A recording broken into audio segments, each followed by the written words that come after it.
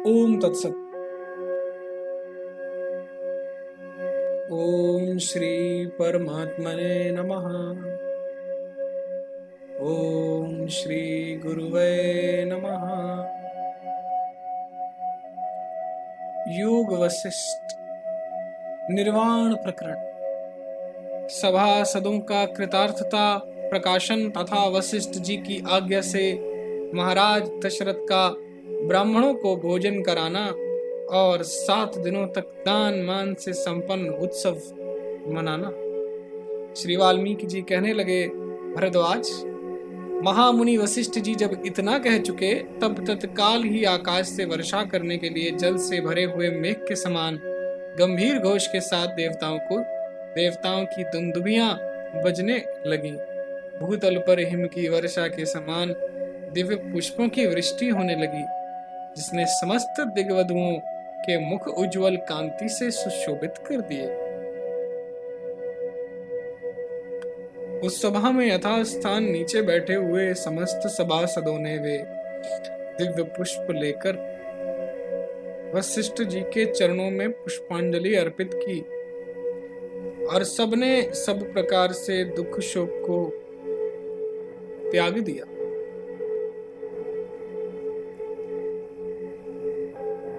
तत्पश्चात राजा दशरथ बोलने लगे, भगवान, आपके उपदेश से हमारी आत्मा परम पद में सुखपूर्वक प्रवेश पाने के योग्य हो गई है।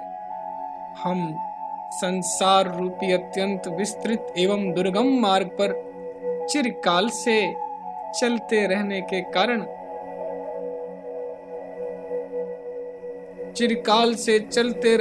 कारण थक गए थे, परंतु आज आपकी उपदेश वाणी से शुद्ध हो उस परम पद में उसी तरह विश्राम का सुख उठा रहे हैं जैसे शरत काल के उज्जवल मेघ हिमालय आदि पर्वत पर विश्राम करते हैं। पुरुषार्थ का सिद्धि के लिए अवश्य करने योग्य कर्मों की अवधि आज पूरी हो गई।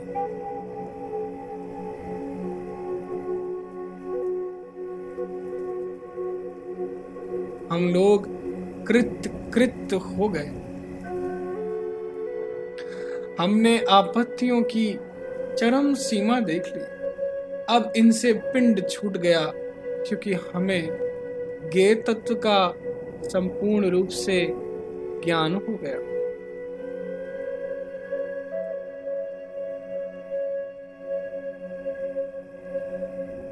और हम परम पद में विश्राम पा रहे हैं। श्री राम जी बोलने लगे, मुनीश्वर, आपकी वाणी सुनकर इतना सुख मिल रहा था मानो अमृत का अभिषेक प्राप्त हो रहा हो। उसे बारंबार याद करके मैं परम पूजित और शांत होने पर भी रह कर हर्षित सा हो उठता हूँ। अब मुझे ना तो कोई कर्म से प्रयोजन है, ना उससे ना करने से। मैं जैसे हूँ उसी तरह निश्चिंत हूँ। आपके उस उपदेश वचन से विश्राम सुख का जैसा उपाय प्राप्त हुआ वैसा दूसरा कौन ही होगा।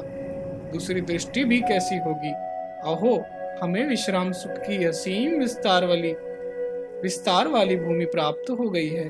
आपकी कृपा के बिना मनुष्य इस ज्ञान दृष्टि को कैसे जान सकता है प्रभु। भला पुल या जहाज के बिना बालक भला समुद्र को पार कर सकता है।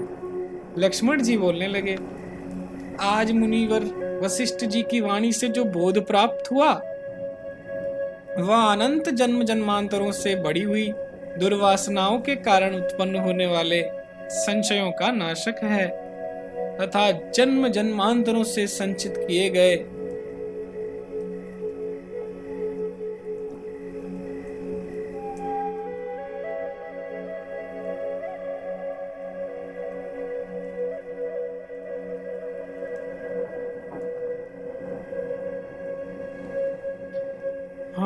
जन्म जन्मांतरों से संचित किए गए सैकड़ों पुण्यों के उत्तम फल को प्रकट करने वाला है। इस बोध से विचार के लिए उद्यत हुए मेरे मन में आज पूर्ण चंद्रमा के समान आह्लाद प्रदान करने वाला परमात्म प्रकाश उदित हो गया है। ऐसी निरतिशय आनंद प्रकाश आत्मदृष्टि के प्रत्यक्ष दिखाई देने पर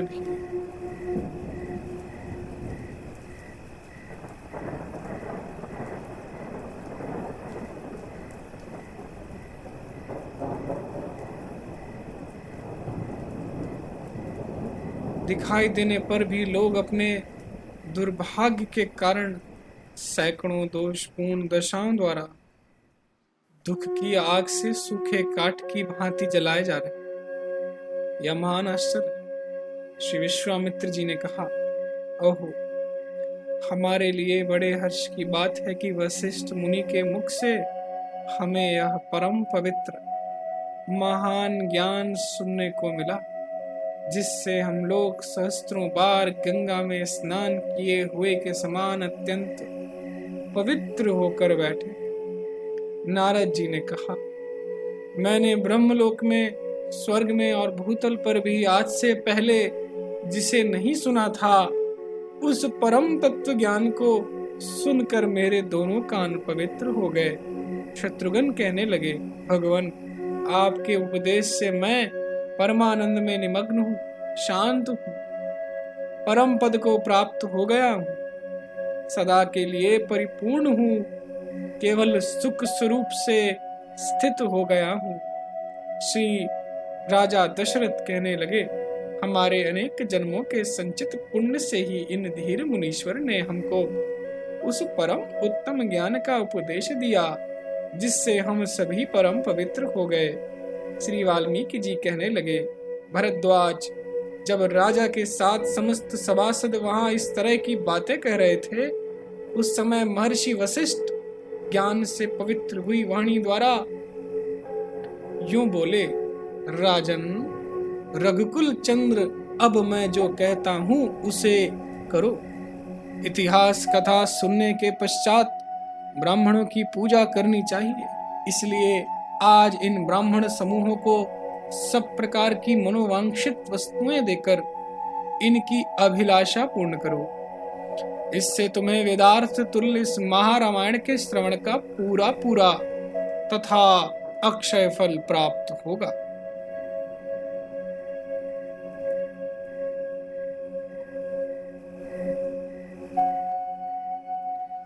मोक्ष की उपायभूत कथा।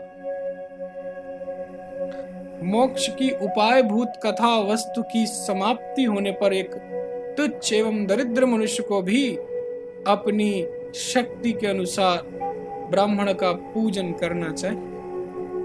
फिर आप जैसे महाराज के लिए तो कहना ही क्या।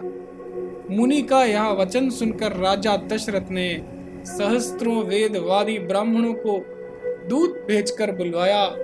मथुरा में, सुराष्ट्र देश में तथा गौड़ देश में जो ब्राह्मण निवास करते थे, उनके कुलों से ब्राह्मणों को बुलवाकर उन सब का पूजन किया। अधिक से अधिक ज्ञान विज्ञान वाले ब्राह्मणों को प्रधानता देते हुए भूपाल ने 10,000 ब्राह्मणों को भोजन करवाया और उन्हें उनकी रुचि के अनुसार भोजन कराने के पश्चात दान दक्षिणा भी दी। इस तरह ब्राह्मणों का पूजन करके देवताओं, पितरों, राजाओं, पुरवासियों, मंत्रियों, सेवकों, दीन दुखियों तथा अंधों को भी भोजन एवं दान मान से संतुष्ट कर दिया। इस प्रकार संसार की सीमा के अंत में पहुंचे हुए राजा दशरथ ने उस दिन बड़ा भारी उत्सव किया। महाराज दशरथ अविनाशी परम पद को प्राप्त हो चुके थे। बोध रूपी सूर्य के उदय से